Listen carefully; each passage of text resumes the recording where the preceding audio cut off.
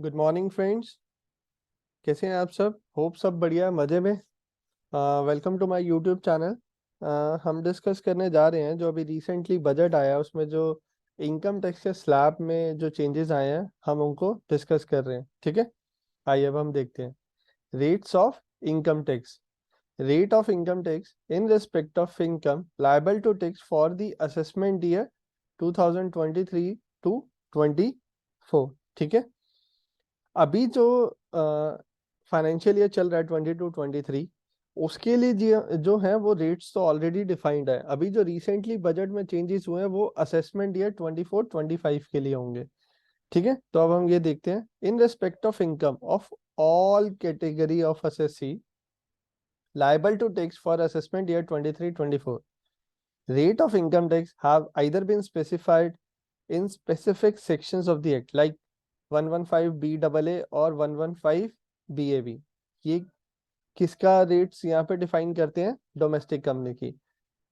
115BAC for individuals और HUF, 115BAD for cooperative society. ये already जो रेट्स हमारे डिफाइंड है। ठीक है, और अब जो रेट्स आएंगे वो अगले साल के लिए होंगे। अभी हम देखते हैं एग्जिस्टिंग रेट जो है। ठीक है, अब 115BAC में किसकी है? इंडिविजुअल और HUF। क्या रेट्स हैं?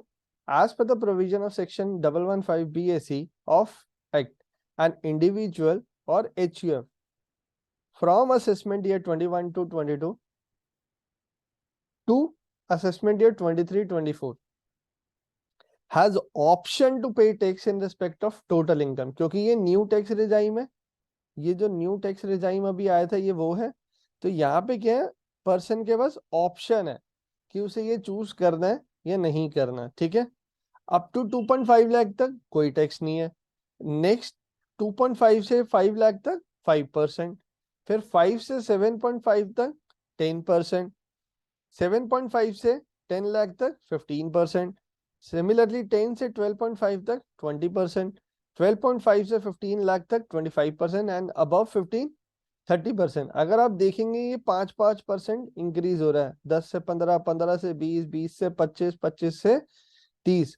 और यहाँ देखेंगे 2.5 लाख इंक्रीज हो रहा है, 2.5 से 5, 5 से 7.5, 7.5 से 10, 10 से 12.5, 12.5 से 15। तो इट मींस आपको ये मतलब इसको अगर रिमेम्बर करना है हम तो इसके लिए आपको दिक्कत नहीं है, क्योंकि यहाँ 2.5 लाख बार बार इंक्रीज हो रहा है और यहाँ 5% इंक्रीज हो रहा है। तो आपको टेंशन लेने की जरूरत ही नहीं है। एंड अबव 15 लाख पे 30%। ये हमारा जो एप्लीकेबल कब तक होगा? Assessment year 23-24। अब अगर हम बात करें असेसमेंट ईयर 24-25, इसके लिए जो अभी हमारा जो रेट अभी रिसेंटली बजट में आया अब हम वो डिस्कस करते हैं। ठीक है,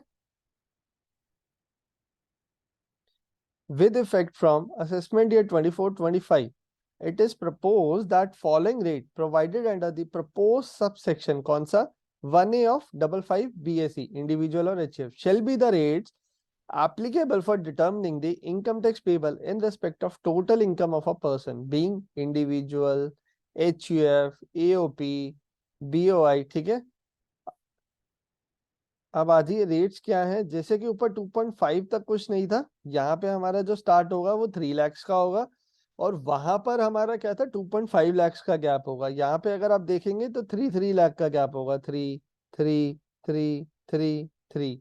ठीक है, रेट वही उसी तरीके से बढ़ेंगे, पहले 5, पहले नील, फिर 5% से बढ़ गया, फिर 5% से बढ़ गया, फिर 5% से बढ़ गया, फिर 5% से बढ़ गया।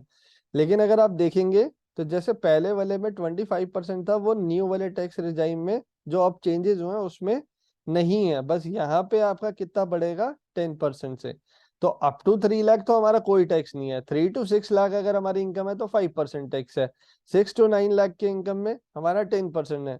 9 to 12 में हमारा 15% है। 12 to 15 में हमारा 20% है एंड अबव 15 सिमिलरली 30%। ठीक है, ये जो टैक्स निकल के आएगा इसको 4% सर चार्ज इसमें ऐड ऑन हो जाएगा।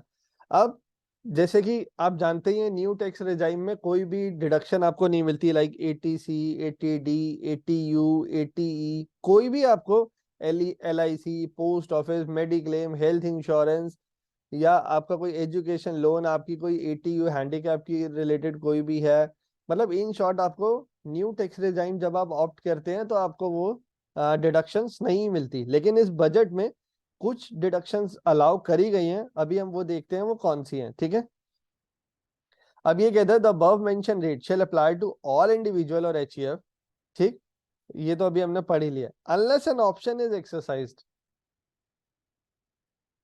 Under propose subsection 6 of section 115 BAC। जो हर बार ही होता है कि अगर हमें न्यू टैक्स रेजाइम ऑप्ट करना है तो ऑप्शन सिलेक्ट करनी पड़ती है, जो कि सबसेक्शन 6 में है, जो कि टिल असेसमेंट ईयर 2023 टू 24 तक है। ठीक है, बट अभी जो रिसेंटली चेंज आए हैं, जो असेसमेंट ईयर 24-25 के लिए एप्लीकेबल है, वो जो रेट है उसके लिए आपको ऑप्शन चूज नहीं करनी, वो गवर्नमेंट ने डिफॉल्ट रेट कर दिए गए हैं। Thus, rates given in subsection 1A of section BAC, ये वाले रेट्स, ये अप टू 3 लाख, ये सबसेक्शन 1A में है। ठीक है, ये क्या है, हमारे डिफॉल्ट रेट्स हैं, मतलब इसको आपको चूज करना नहीं है, ये ही है आपके। अगर आपको पुराना टैक्स रिजाइन चूज करना तो आपको ऑप्शन एक्सरसाइज करनी पड़ेगी, ये चेंज आया है बजट में। Further, income tax payable in respect of total income of person other than person who has exercised an option under subsection 6 of this shall be computed without allowing for any exemption or deduction as provided under subsection 2 of this। ठीक है, basically वो बता रहा है कि कोई भी exemption अगर आपने जो पहले वाला टैक्स रिजाइम सिलेक्ट किया हुआ है 115 BAC सब सेक्शन 6 में जो ऑप्शन एक्सरसाइज करी हुई है, वो विदाउट अलाइंग एनी एग्जम्पशन और डिडक्शन है, उसमें कोई भी आपको डिडक्शन नहीं मिलती थी। However, standard deduction as provided under clause 1A of 16, deduction in respect of nature of family pension as provided under clause 2A of 57, and deduction in respect of amount paid or deposited in Agniveer Corpus Fund as proposed to be provided under subsection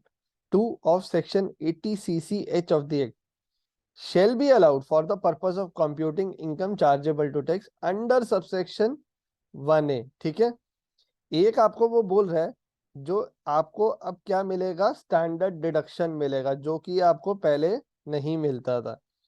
एक आपको family pension का भी आपको deduction मिलेगा।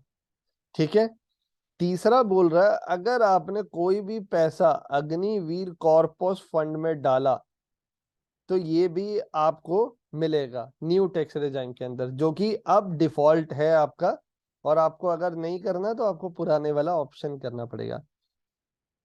तो अब आप लोगों के माइंड में आ रहा होगा कि हम ये ऑप्शन हर साल चेंज कर सकते हैं या कब ऑप्ट कर सकते हैं, तो अब उसको देखते हैं।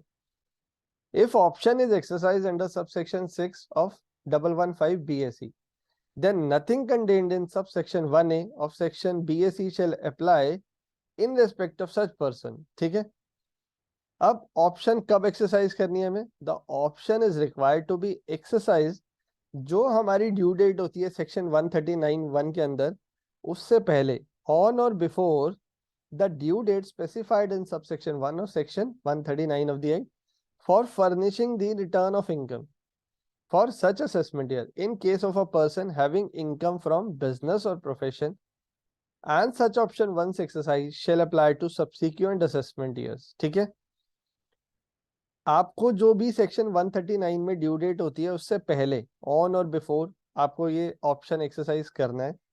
और ये ऑप्शन जो है आप बिजनेस और प्रोफेशन वाले के लिए है, वंस अगर एक्सरसाइज हो गई तो ये आगे के सालों के लिए भी एप्लीकेबल होगी। ठीक है जी, और along with the return of income to be furnished under section 139 in case person not having income referred to in clause 1A, अगर बंदे की अदर देन बिजनेस इनकम है, उस केस में वो at the time of filing of return जो है इस ऑप्शन को सिलेक्ट कर सकता है। मींस स्पेशली जो ये ऑप्शन है सैलरी, आप ये कोई भी इनकम हो सकती है, लेकिन वो कहने का मतलब है आपकी बिजनेस इनकम नहीं होनी चाहिए।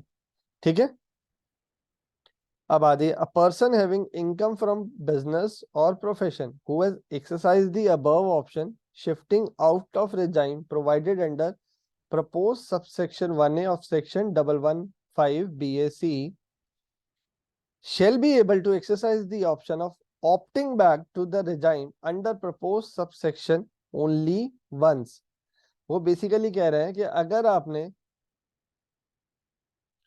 जो उस रिजाइम से बाहर आने के लिए शिफ्टिंग आउट अगर आपने ऑप्शन कर ली है, अगर आपको वापसी आना है तो एक बारी आप लाइफ में वापसी आ सकते हैं बिजनेस इनकम वाले, एक ही बारी, अगर उसके बाद फिर कभी कुछ नहीं हो सकता.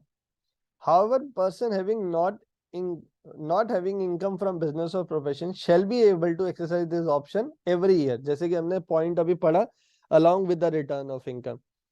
बिजनेस वाला लाइफ में सिर्फ एक ही बार इस ऑप्शन को चेंज कर सकता है, और सैलरीड वाले हर साल जब at the time of filing return जो उनको स्लैब बेनिफिशियल हो रहा हो वो सिलेक्ट कर ले.